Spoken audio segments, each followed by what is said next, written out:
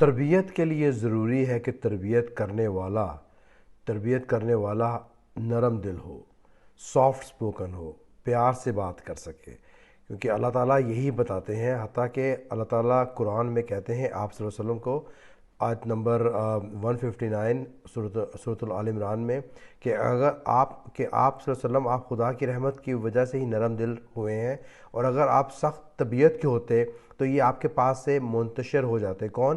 صحابہ بھی منتشر ہو جاتے۔ صحابہ وہ جو کہ آپ صلی اللہ علیہ وسلم نے فرمایا کہ یہ میرے صحابہ ستاروں کی مانند ہے، اور یہ تم اگر کسی کی پیروی کرو گے تو تم کامیاب ہو جاؤ گے، یعنی کہ وہ خود ہدایت دینے والے ہیں آپ صلی اللہ علیہ وسلم کے بعد۔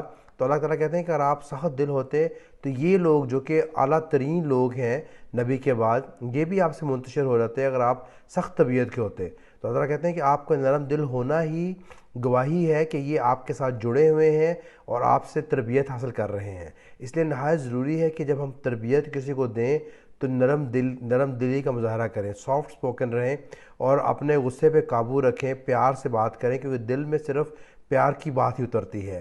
غصے سے معاملہ ہمیشہ بگڑے گا، بنے گا نہیں۔ اس لیے بہت ضروری ہے، اور یہ غصہ شیطان دلاتا ہے انسان کو، کیونکہ تربیت کرتے وقت غصے کا کوئی معاملہ ہونا چاہیے ہی نہیں، کیونکہ آپ اللہ کی رضا کے لیے کسی کی تربیت کر رہے ہیں۔ اس لیے ضروری ہے کہ آپ